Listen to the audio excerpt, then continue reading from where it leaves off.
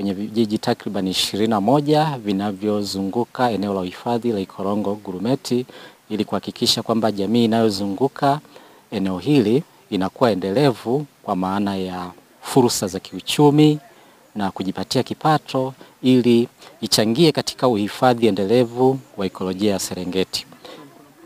Kwa hiyo leo hii hapa tulikuwa moja ya mafunzo katika kijiji cha Pakinyigoti, ambapo kupitia programu zetu za mafunzo huwa tunawafundisha wajasiriamali hii jamii ya kijijini kuwa na jicho la ziada kuona fursa, lakini tunaangalia pale panapokuwa na upungufu hasa wa maarifa ya uendeshaji na wa biashara au kutengeneza bidhaa ambazo zinaonekana ni fursa katika eneo la Serengeti, tukizingatia kwamba Serengeti ni kiota, unaweza tukasema ni kiota cha utalii. Kwa hiyo tunaangalia ni bidhaa gani ambazo zinaweza zikatengenezwa ikawa ni fursa ya biashara kwa hizi jamii zinazopatikana Serengeti. Kwa hiyo leo tulikuwa tunatengeneza batiki ambayo tunaihusianisha fashion ya mavazi ya Kiafrika na biashara. Kwa hiyo kama tunaweza tukajengea uwezo watu wetu wakaiongeza thamani kupitia bidhaa kama batiki, wakashona nguo nzuri zinazotokana na batiki,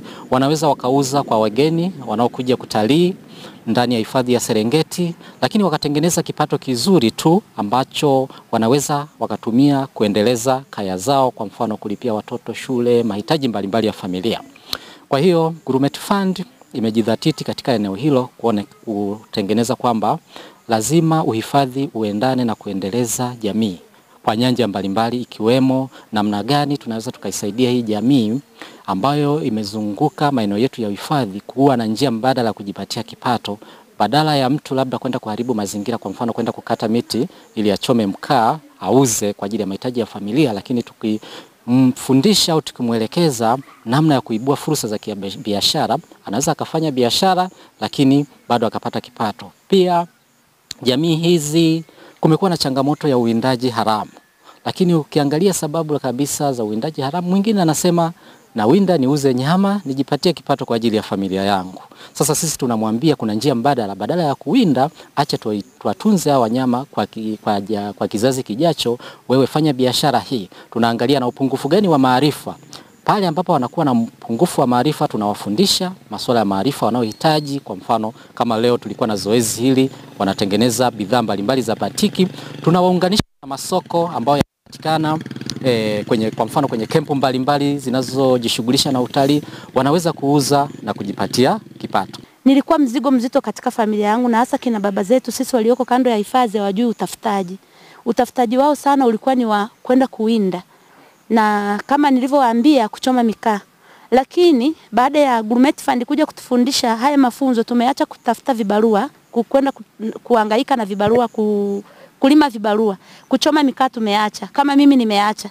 Sasa hivi nimefungua hata kibanda kangu, nauza sabuni, nauza na vitu vingine, bidhaa mbalimbali kutokana na Gurumeti Fund. Lakini bado Gurumeti waliangalia mbali. Wakaenda NMB, wakatafutia mikopo, wakatuunganisha na NMB kupata mikopo sisi wajasiriamali wadogo. Kwa sasa hivi tunaenda NMB, tunachukua mikopo, yani hiyo mikopo inatuwezesha kukuza ile biashara yetu. Kama nilikuwa natengeneza batiki labda dazeni moja, sasa hivi nina uwezo wa kununua hata vitenge, na uwezo wa kununua hata suruali, kuweza kununua hata vitu vingine, biashara nyingine nyingi tu kwa ajili ya kukuza ile biashara yangu au duka langu. Haya, kama mimi sasa hivi ninauza nguo na pia ninauza nafaka. Kwa hiyo hayo yote ni matunda ya Gurumeti Fund. Na pia mimi kama mama sasa hivi mimi sio mzigo kwenye familia. Baba akienda huko, akipambana huko, lakini na mimi najua kama mama na angalia namna ninavyopambana. Kama ni uniform ya watoto nitanunua, kama ni kiatu cha watoto nitanunua, kama ni nini nitanunua. Kwa hiyo mimi sasa hivi sio mzigo, na mimi baba ananisamini kama mama. Anaona na mimi ni jembe. Ni jembe katika familia. Kwa hiyo mimi sasa hivi sio mzigo. Hata ule unyanyasaji wa kina baba wanaokuja wanakunyanyasa na kuona kwamba sijui nini, unaomba mafuta, nafanya nini, hivyo vitu nafanya mimi mwenyewe kama mama. Kwa hiyo kiukweli naishukuru sana Gurumeti Fund. Wale watu, yani Mungu aendelee kuwainua, aendelee kuwatia nguvu, waendelee pia kuwa na maono zaidi ya haya. Na pia hata kina mama ambao walioko huko kando kando ya hifadhi watakapoona fursa hii itakapowafikia, wasikate tamaa, yani wasirudi nyuma, wenyewe wasonge mbele, wawe kama sisi. Kwa kweli najivunia sana na Gurumeti Fund. Mungu aendelee kuwabariki. Mama, natamani pia kupata faraja yako kuona wanaume wanajiunga katika hii. Hii imesaidia kwa kiasi gani? Mkoa wetu wa Mara una mifumo dume kwamba hiki tunda wanafanya wanawake, hiki hafanyi mwanaume, lakini Mara awamu ya kwanza na tunaendelea.